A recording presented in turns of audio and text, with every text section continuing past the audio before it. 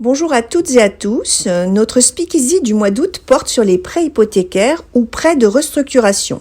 C'est donc la branche courtage en prêt immobilier qui va vous le présenter. Myriam Grenet, en l'occurrence, pour Affaires de Taux. Pour entrer dans le vif du sujet sans plus attendre, je vais vous parler des prêts hypothécaires. Ce sont des prêts qui demandent en contrepartie une garantie réelle, une hypothèque en l'occurrence, sur un bien que l'on possède déjà. Dans l'idéal, il doit être libre de tout droit, c'est-à-dire sans prêt et sans garantie dessus, et sur lequel on va prendre une garantie totale pour un emprunt qui pourra, en théorie, financer ce que l'on souhaite. Bateau de plaisance, les études du petit dernier, un voyage anniversaire ou autre, mais qui en fait, la plupart du temps, est mis en place pour regrouper des crédits à la consommation. Cet emprunt ne peut excéder 60 à 70% de la valeur du bien que vous comptez donner en garantie. Évidemment, cela dépend des critères de la banque prêteuse, donc c'est pour ça qu'on vous dit de 60 à 70%, mais certaines peuvent aller jusqu'à 80%. Évidemment, ce bien devra être estimé par un expert appartenant ou dépêché par l'organisme prêteur. C'est simple ?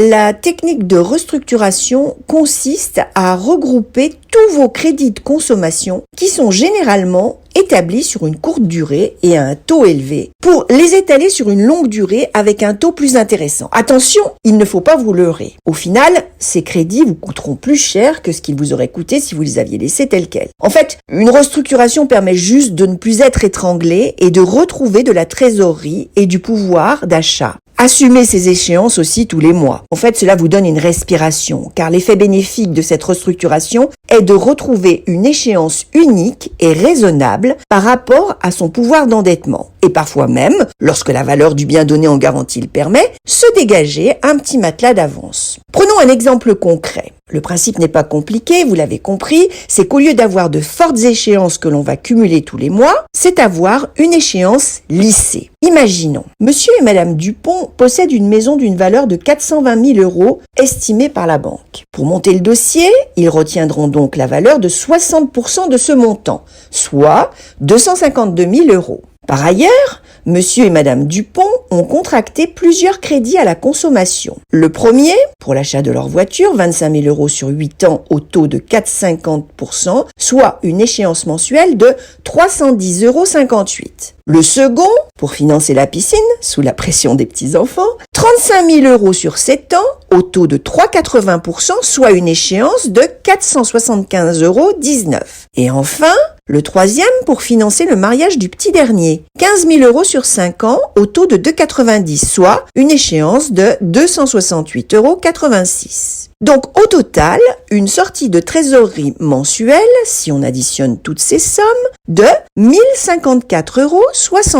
Monsieur et madame Dupont ayant à eux deux un revenu de retraité de 2500 euros par mois, l'échéance totale représentant presque la moitié de leur salaire, 42% exactement, ils ont du coup de plus en plus de mal à honorer leur prélèvement. Maintenant, si on fait l'opération suivante, on ajoute les capitaux restants dus de chacun des prêts, prêt auto 15 000 euros, prêt travaux 25 000 euros, prêt conso pur 15 000 euros, il y avait à peine 2 mois qu'ils l'avaient contracté, soit au total 55 000 euros, auquel on ajoute une avance de trésorerie de 5 000 euros, soit un total à financer de 60 000 euros. Ces 60 000 euros, on les finance sur 15 ans au taux de 1,90, ce qui nous donne une échéance de 383,34 euros par mois et un taux d'endettement ramené à 15,33%, avec en plus une trésorerie disponible de confort en cas de problème de 5 000 euros. On respire pour eux, non ?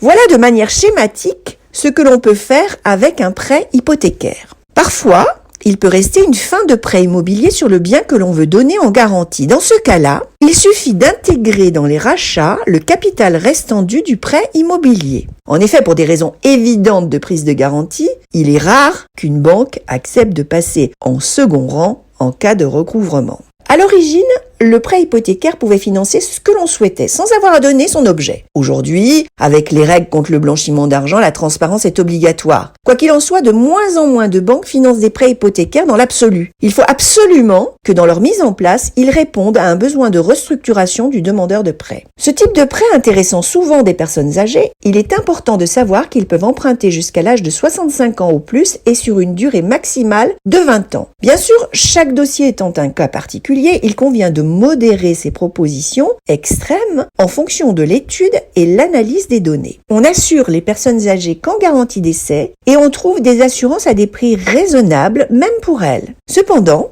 il faut faire attention au taux d'usure. Le taux d'usure est le taux qui correspond au taux maximum légal que les établissements de crédit sont en droit de pratiquer. Ce taux, ou seuil, est la mesure du taux annuel effectif global ou TAEG, anciennement appelé TEG maximal, auquel un prêt peut être accordé. Et donc, la difficulté que peuvent rencontrer les personnes âgées ou avec des problèmes de santé est que le taux d'assurance peut se révéler très élevé et exploser par sa combinaison avec le taux nominal, le TAEG. Alors, pour être précis, il faut savoir que dans le TAEG sont compris le taux d'intérêt de base ou taux nominal, les frais de dossier, les frais payés ou dus à des intermédiaires intervenus de quelque manière que ce soit dans l'octroi du prêt, les coûts d'assurance et de garantie obligatoires, les frais d'ouverture et de tenue d'un compte donné, d'utilisation d'un moyen de paiement permettant d'effectuer à la fois des opérations et des prélèvements à partir de ce compte, ainsi que les autres frais liés aux opérations de paiement. Et enfin, le coût de l'évaluation du bien immobilier, hors frais d'enregistrement liés au transfert de propriété du bien immobilier. Pour vous donner une idée, au mois de juillet 2020, le TAEG fixe moyen pratiqué sur 20 ans était de 1,93% et le taux d'usure sur cette même durée était de 2,57%. Mais ce type de problème reste à la marge, car dans la majorité des cas, on peut financer les demandes.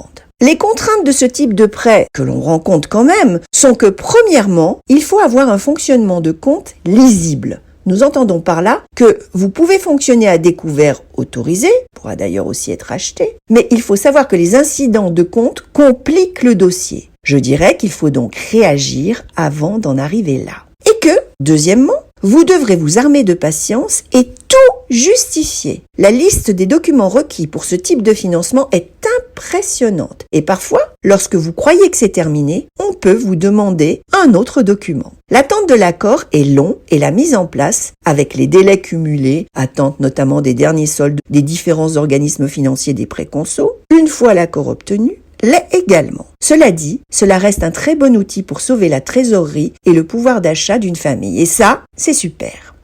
J'espère que vous avez tout compris. Et si ce n'est pas le cas, vous savez que l'équipe du cabinet La Pérouse Finance reste à votre disposition pour tout renseignement complémentaire. Portez-vous bien et à bientôt.